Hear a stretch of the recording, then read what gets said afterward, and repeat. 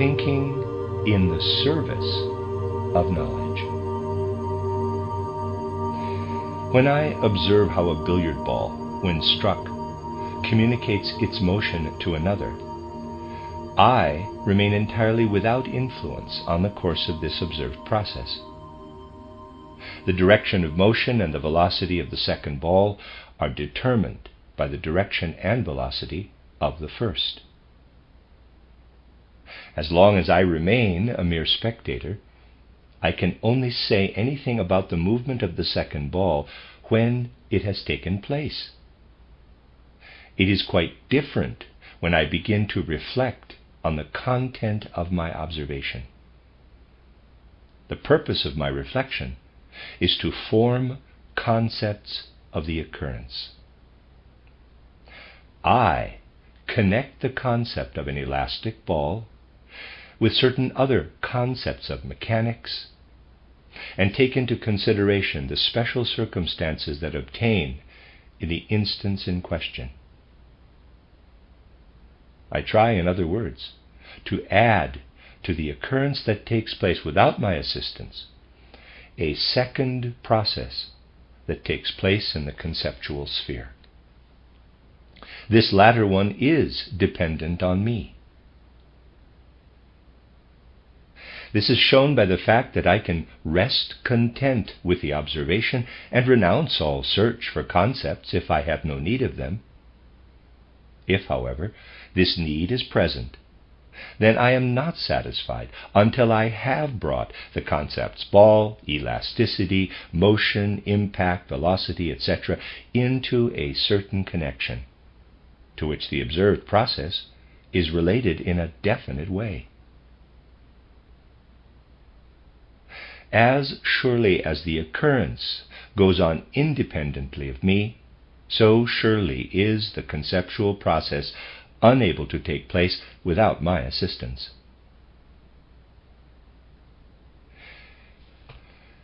We shall have to consider later whether this activity of mine really proceeds from my own independent being, or whether those modern physiologists are right who say that we cannot think as we will, but that we must think just as those thoughts and thought connections determine that happen to be present in our consciousness. For the present, we wish merely to establish the fact that we constantly feel obliged to seek for concepts and connections of concepts, which stand in a certain relation to the objects and events which are given independently of us.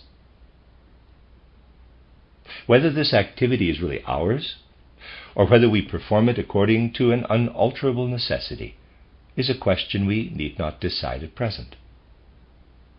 That it appears in the first instance to be ours is beyond question. We know for certain that we are not given the concepts together with the objects. That I am myself the agent in the conceptual process may be an illusion, but to immediate observation it certainly appears to be so. The question is, therefore, what do we gain by supplementing an event with a conceptual counterpart? There is a profound difference between the ways in which, for me, the parts of an event are related to one another before and after the discovery of the corresponding concepts. Mere observation can trace the parts of a given event as they occur, but their connection remains obscure without the help of concepts.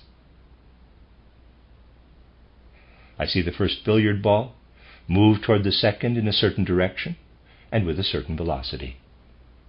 What will happen after the impact, I must await, and again I can only follow it with my eyes.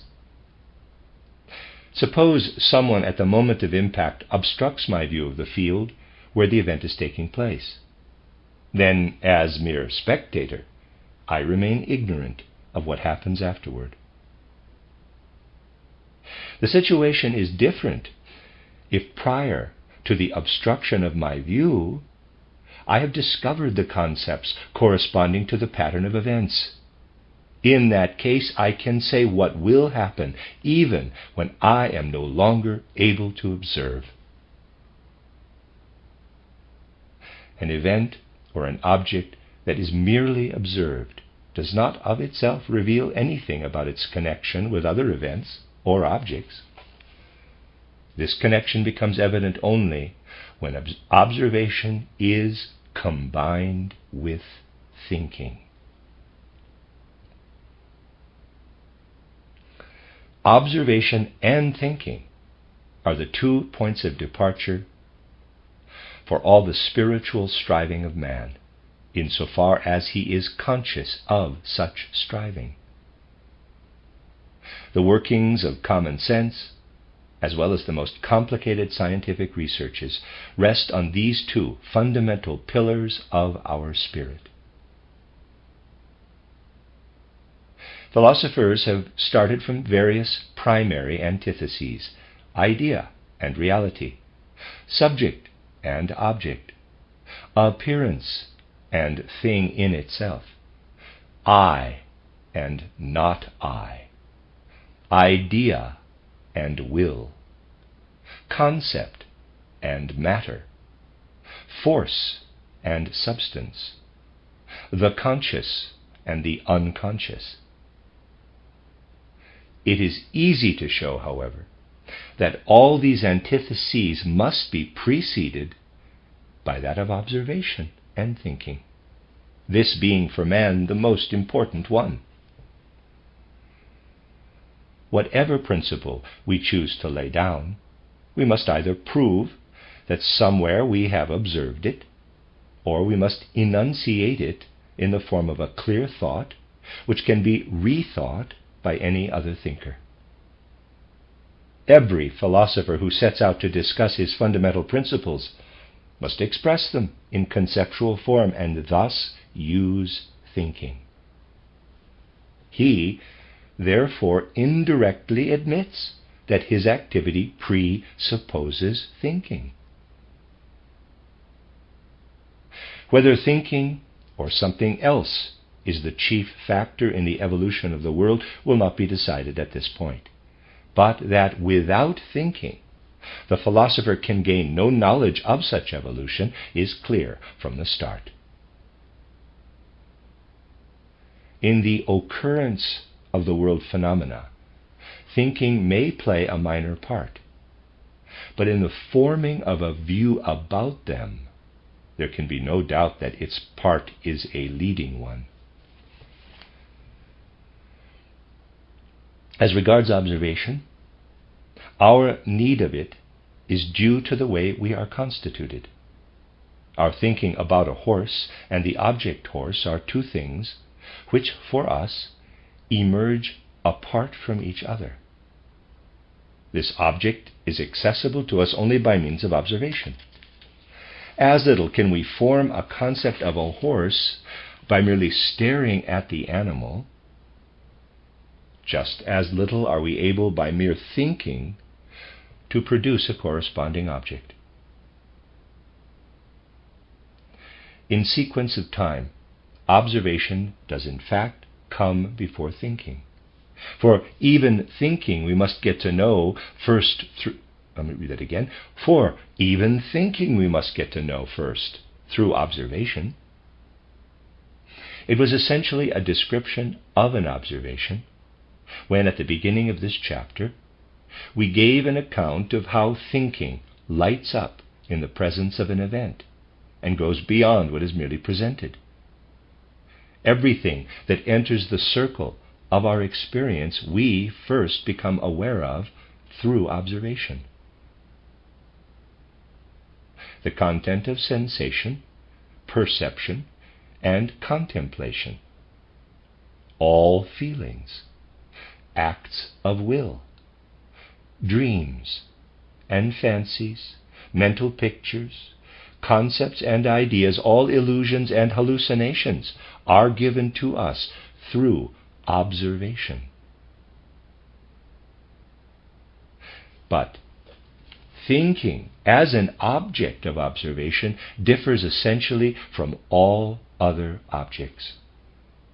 The observation of a table or a tree occurs in me as soon as these objects appear upon the horizon of my experience. Yet I do not at the same time observe my thinking about these things. I observe the table, and I carry out the thinking about the table, but I do not at the same moment observe this. I must first take up a standpoint outside my own activity, if, in addition to observing the table, I want also to observe my thinking about the table. Whereas observation of things and events and thinking about them are everyday occurrences filling up the continuous current of my life, observation of thinking itself is a kind of exceptional state. This fact must be properly taken into account when we come to determine the relationship of thinking to all other contents of observation. We must be quite clear about the fact that in observing thinking, we are applying to it a procedure which constitutes the normal course of events for the study of the whole of the rest of the world content, but which in this normal course of events is not applied to thinking itself. Let me read that sentence again. We must be quite clear about the fact that in observing thinking, we are applying to it a procedure which constitutes the normal course of events for the study of the whole of the rest of the world content, but which in this normal course of events is not applied to thinking itself.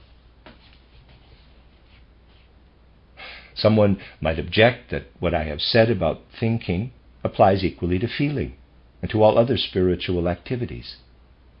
Thus, for instance, when I have a feeling of pleasure, the feeling is also kindled by the object, and it is this object that I observe, but not the feeling of pleasure.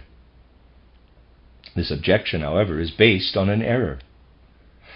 Pleasure does not stand at all in the same relation to its object as the concept formed by thinking. I am conscious in the most positive way that the concept of a thing is formed through my activity, whereas pleasure is produced in me by an object in the same way as, for instance, a change is caused in an object by a stone which falls on it.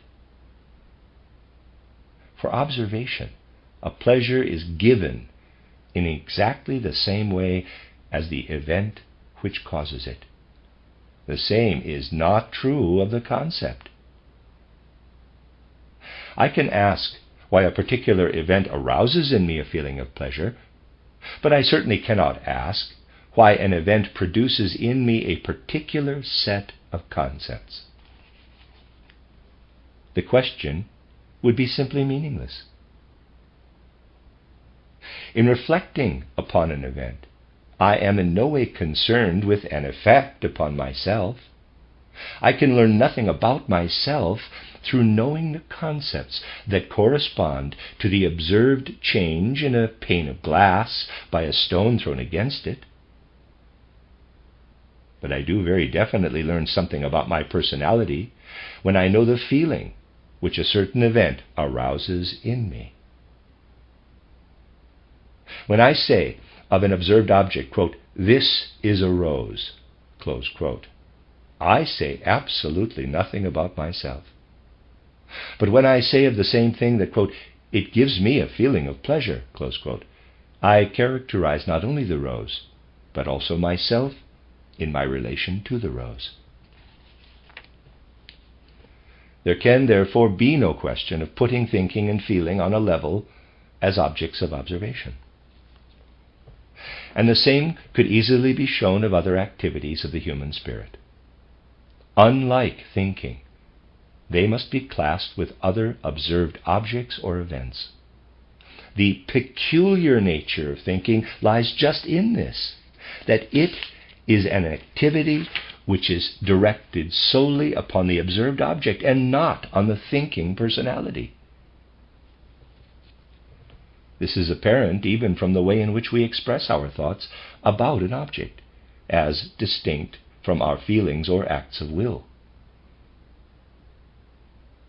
When I see an object and recognize it as a table, I do not, as a rule, say, quote, "I am thinking of a table," close quote, but, quote, "this is a table," close quote.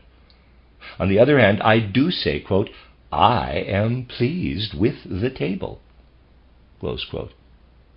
In the former case, I am not at all interested in stating that I have entered into a relation with the table, whereas in the latter case, it is just this relation that matters. In saying, quote, "I am thinking of a table," close quote, I already enter the exceptional state characterized above, in which something that is always contained, though not as an observed object, within our spiritual activity is itself made into an object of observation. I'll read that sentence again. In saying, quote, "I am thinking of a table," close quote, I already enter the exceptional state characterized above, in which something that is always contained, though not as an observed object, within our spiritual activity is itself made into an object of observation. This is just the peculiar nature of thinking, that the thinker forgets his thinking while actually engaged in it.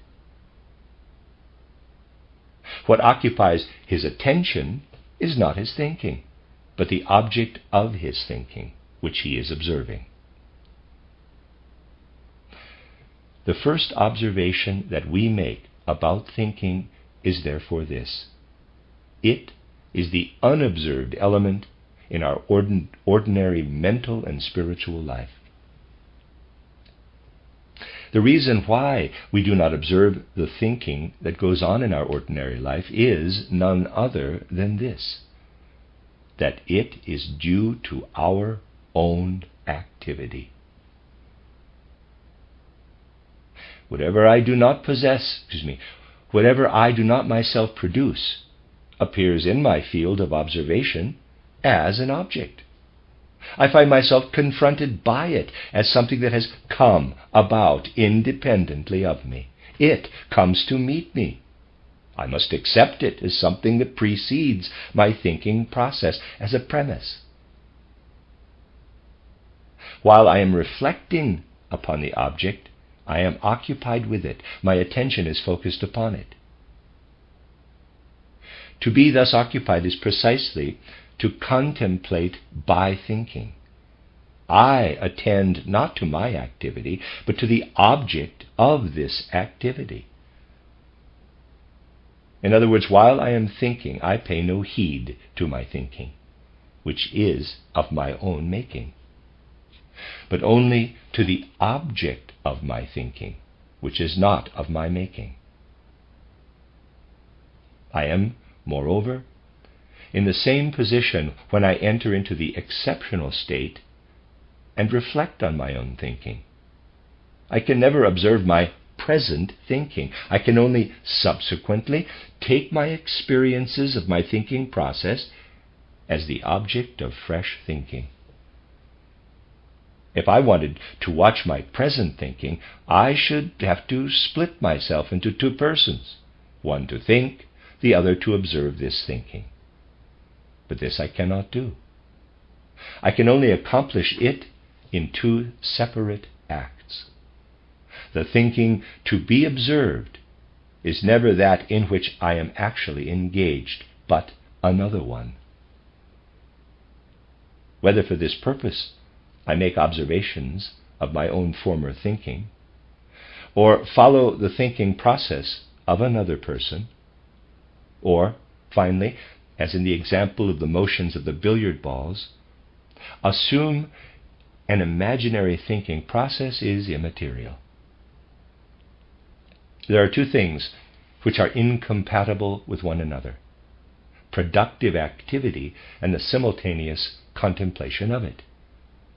This is recognized even in Genesis 1:31. Here God creates the world in the first 6 days, and only when it is there is any contemplation of it possible. Quote, "And God saw everything that he had made, and behold, it was very good." Close quote. The same applies to our thinking. It must be there first if we would observe it.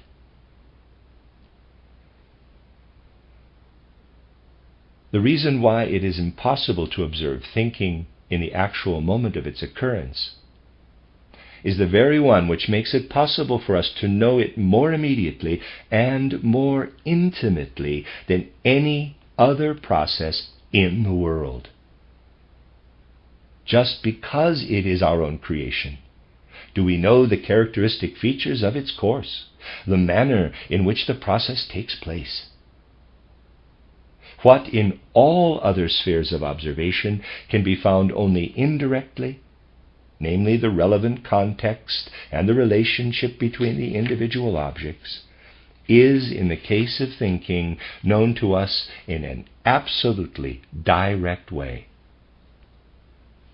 I do not, on the face of it, know why, for my observation, thunder follows lightning. But I know directly from the very content of the two concepts why my thinking connects the concept of thunder with the concept of lightning. It does not matter in the least whether I have the right concepts of lightning and thunder. The connection between those concepts that I do have is clear to me, and this through the very concepts themselves. This transparent clearness concerning our thinking process is quite independent of our knowledge of the physiological basis of thinking. Here I am speaking of thinking insofar as we know it from the observation of our own spiritual activity. How one material process in my brain causes or influences another while I am carrying out a thinking operation is quite irrelevant. What I observe about thinking is not what process in my brain connects the concept lightning with the concept thunder, but what causes me to bring the two concepts into a particular relationship. My observation shows me that in linking one thought with another, there is nothing to guide me but the content of my thoughts. I am not guided by any material processes in my brain. In a less materialistic age than our own, this remark would of course be entirely superfluous.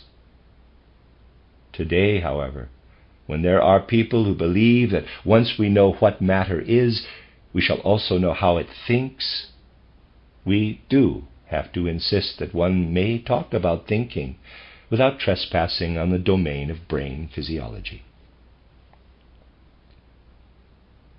Many people today find it difficult to grasp the concept of thinking in its purity. Anyone who challenges the description of thinking which I have given here by quoting Cabinas's statement that, quote, "the brain secretes thoughts as the liver does gall, or the spittle glands spittle," close quote, simply does not know what I am talking about. He tries to find thinking by a process of mere observation, in the same way that we proceed in the case of other objects that make up the world. But he cannot find it in this way, because, as I have shown, it eludes just this ordinary observation.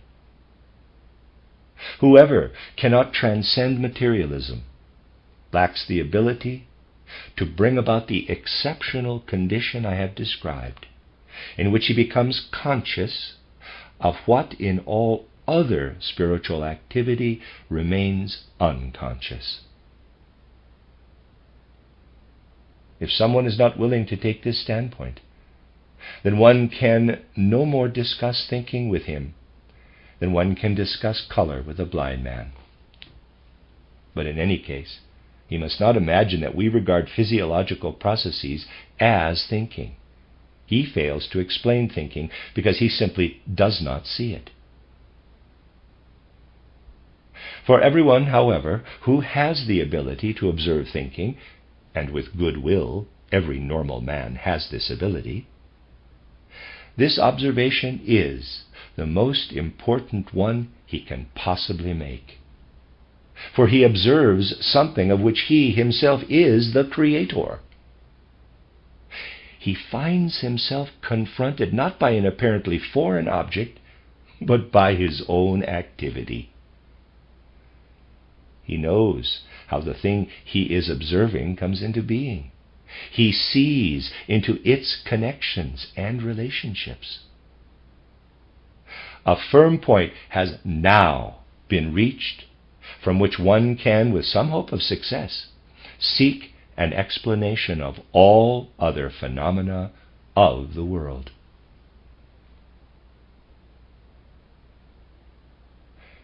The feeling that he had found such a firm point led the father of modern philosophy, Descartes, to base the whole of human knowledge on the principle, quote, I think, therefore I am. All other things, all other events are there independently of me. Whether they be truth or illusion or dream, I know not. There is only one thing of which I am absolutely certain, for I myself give it its certain existence, and that is my thinking. Whatever other origin it may ultimately have, may it come from God or from elsewhere, of one thing I am certain, that it exists in the sense that I myself bring it forth. Descartes had, to begin with, no justification for giving his statement more meaning than this. All that he had any right to assert was that within the whole world content, I apprehend myself in my thinking as in that activity which is most uniquely my own. What the attached therefore I am is supposed to mean has been much debated. It can have a meaning on one condition only. The simplest assertion I can make of a thing is that it is, that it exists.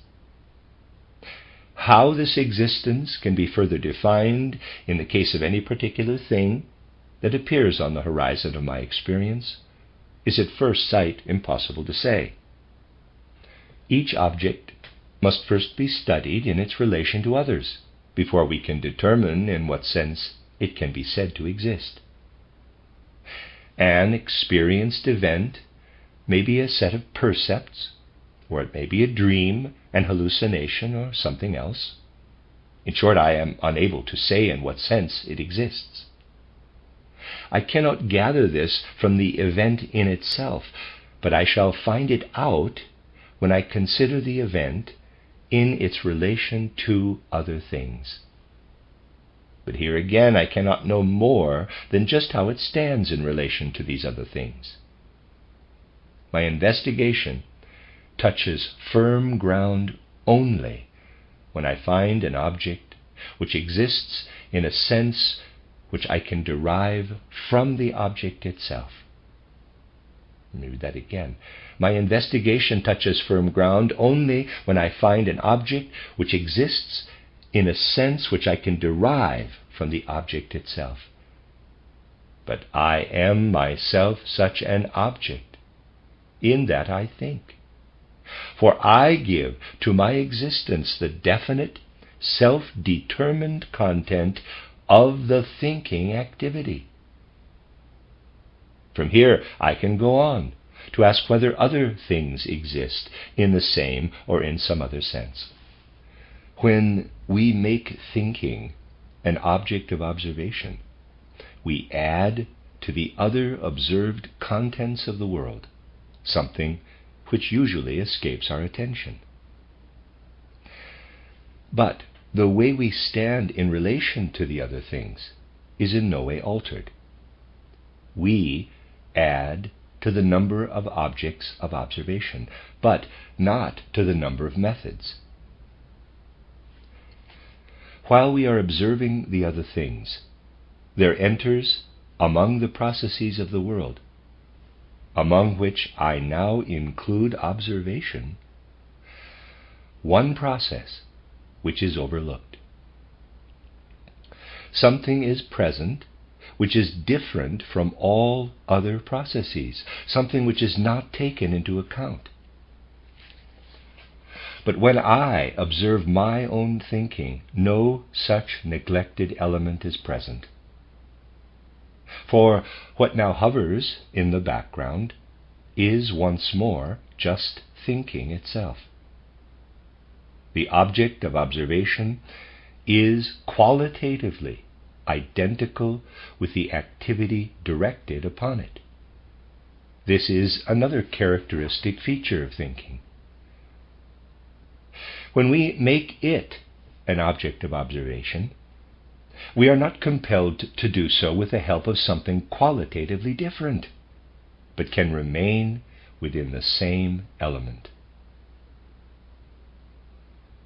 When I weave an independently given object into my thinking, I transcend my observation. And the question arises, what right have I to do this? Why do I not simply let the object impress itself upon me? How is it possible for my thinking to be related to the object? These are questions which everyone must put to himself who reflects on his own thought processes. But all these questions cease to exist when we think about thinking itself. We then add nothing to our thinking that is foreign to it, and therefore have no need to justify any such addition. Schelling says, quote, "To know nature means to create nature," close quote. If we take these words of this bold nature philosopher literally, we shall have to renounce forever all hope of gaining knowledge of nature. For nature is there already, and in order to create it a second time, we must first know the principles according to which it has originated. From the nature that already exists, we should have to borrow or crib the fundamental principles for the nature we want to begin by creating. This borrowing, which would have to precede the creating, would however mean knowing nature. And this would still be so even if, after the borrowing, no creation were to take place. The only kind of nature we could create without first having knowledge of it would be a nature that does not yet exist. What is impossible for us with regard to nature, namely creating before knowing, we achieve in the case of thinking.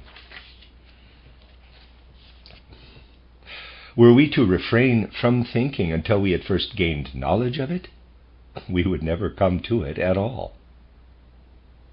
We must resolutely plunge right into the activity of thinking, so that afterward, by observing what we have done, we may gain knowledge of it.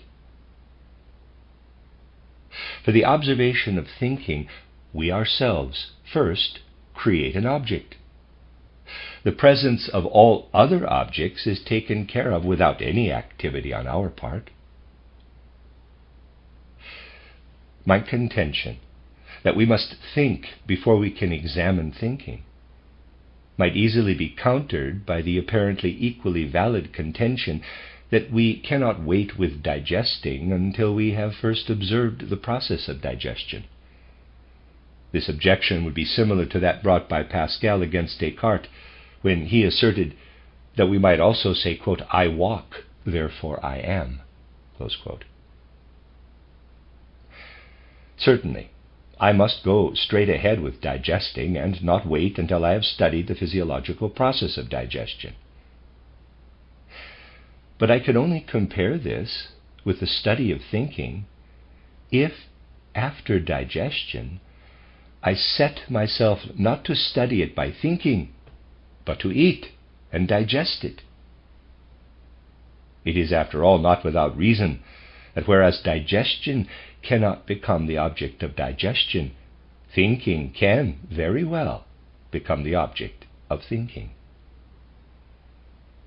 This, then, is indisputable, that in thinking we have got hold of one corner of the whole world process, which requires our presence if anything is to happen. And this is just the point upon which everything turns. The very reason why things confront me in such a puzzling way is just that I play no part in their production. They are simply given to me. Whereas in the case of thinking, I know how it is done. Hence, for the study of all that happens in the world, there can be no more fundamental starting point than thinking itself.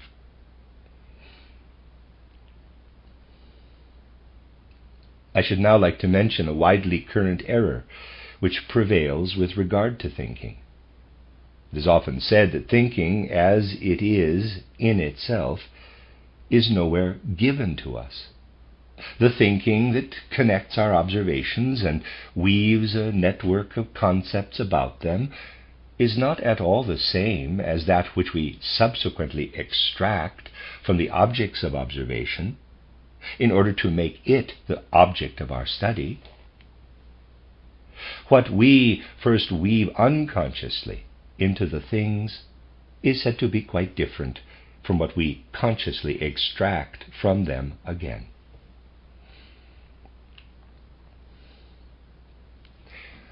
Those who hold this view do not see that it is impossible in this way to escape from thinking. I cannot get outside thinking when I want to study it.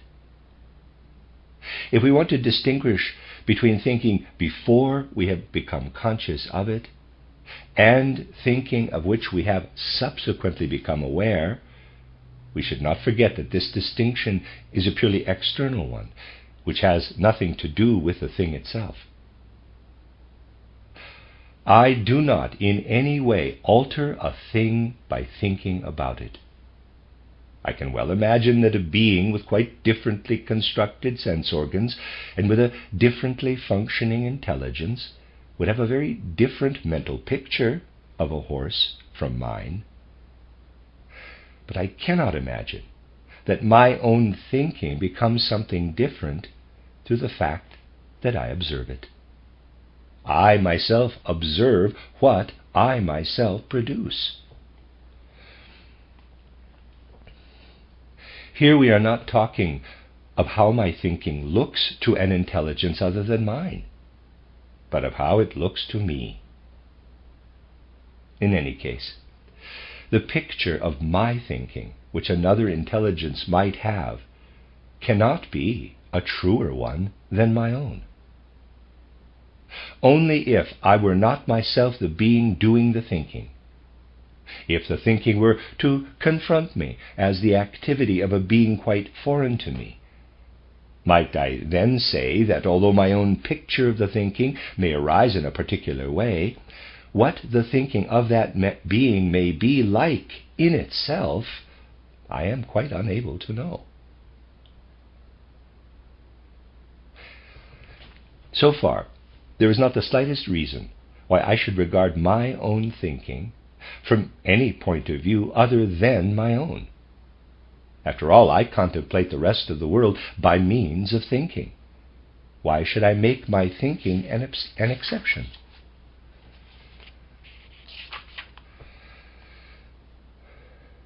I believe I have given sufficient reasons for making thinking the starting point for my study of the world. When Archimedes had discovered the lever, he thought he could lift the whole cosmos from its hinges, if only he could find a point of support for his instrument. He needed something that was supported by itself and by nothing else. In thinking, we have a principle which subsists through itself.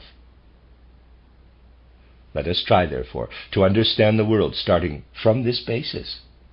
We can grasp thinking by means of itself. The question is whether we can also grasp anything else through it.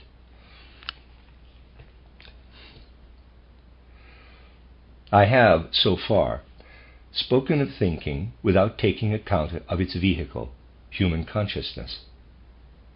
Most present-day philosophers would object that before there can be thinking, there must be consciousness. Hence we ought to start not from thinking, but from consciousness. There is no thinking, they say, without consciousness. To this I must reply that in order to clear up the relation between thinking and consciousness, I must think about it. Hence I presuppose thinking. Nevertheless, one could still argue that although when the philosopher tries to understand consciousness he makes use of thinking, and, to that extent, presupposes it, in the ordinary course of life, however, thinking does arise within consciousness, and therefore presupposes consciousness. Now, if this answer were given to the world creator when he was about to create thinking, it would doubtless be to the point. Naturally, it is not possible to create thinking before consciousness. The philosopher, however, is not concerned with creating the world, but with understanding it. Accordingly, he has to seek the starting points, not for the creation of the world, but for the understanding of it. It seems to me very strange that the philosopher should be reproached for troubling himself first and foremost about the correctness of his principles, instead of turning straight to the objects which he seeks to understand. The world creator had above all to know how to find a vehicle for thinking, but the philosopher has to seek a secure foundation for his attempts to understand what already exists.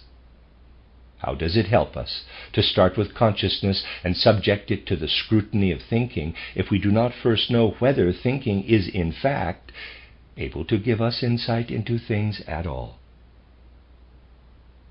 We must first consider thinking quite impartially, without reference to a thinking subject or a thought object. For both subject and object are concepts formed by thinking. There is no denying that before anything else can be understood, thinking must be understood. Whoever denies this fails to realize that man is not the first link in the chain of creation, but the last. Hence, in order to explain the world by means of concepts, we cannot start from the elements of existence which came first in time, but we must begin with that element which is given to us as the nearest and most intimate. We cannot at one bound transport ourselves back to the beginning of the world in order to begin our studies from there. But we must start from the present moment and see whether we can ascend from the later to the earlier. As long as geology invented fabulous catastrophes to account for the present state of the earth, it groped in darkness. It was only when it began to study the processes at present at work on the earth, and from these to argue back to the past, that it gained a firm foundation. As long as philosophy goes on assuming all sorts of basic principles such as atom, motion, matter, will, or the unconscious, it will hang in the air.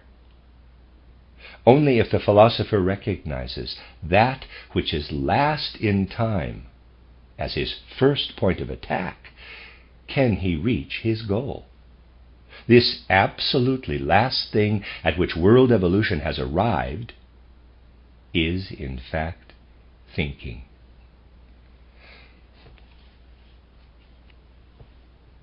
Let me read that sentence again. This absolutely last thing at which world evolution has arrived is, in fact, thinking. There are people who say it is impossible to ascertain with certainty whether our thinking is right or wrong, and thus our starting point is in any case a doubtful one. It would be just as sensible to doubt whether a tree is in itself right or wrong. Thinking is a fact, and it is meaningless to speak of the truth or falsity of a fact. I can at most be in doubt as to whether thinking is correctly applied, just as I can doubt whether a certain tree supplies wood adapted to the making of this or that useful object. To show how far the application of thinking to the world is right or wrong is precisely the task of this book. I can understand anyone doubting whether by means of thinking we can gain knowledge of the world. But it is incomprehensible to me how anyone can doubt the rightness of thinking in itself. Author's edition, added in 1918. In the preceding discussion, I have pointed out the significant difference between thinking and all other activities of the soul, as a fact which presents itself to genuinely unprejudiced observation. Anyone who does not strive toward this unprejudiced observation will be tempted to bring against my arguments such objections as these. When I think about a rose, this, after all, only expresses a relation of my eye to the rose, capital I, just as when I feel the beauty of the rose. There is a relation between I and object in the case of thinking, just as much as in the case of feeling or perceiving. Such an objection leaves out of account the fact that only in the thinking activity does the I know itself to be one and the same being with that which is active, right into the ramifications of this activity. With no other soul activity is this so completely the case.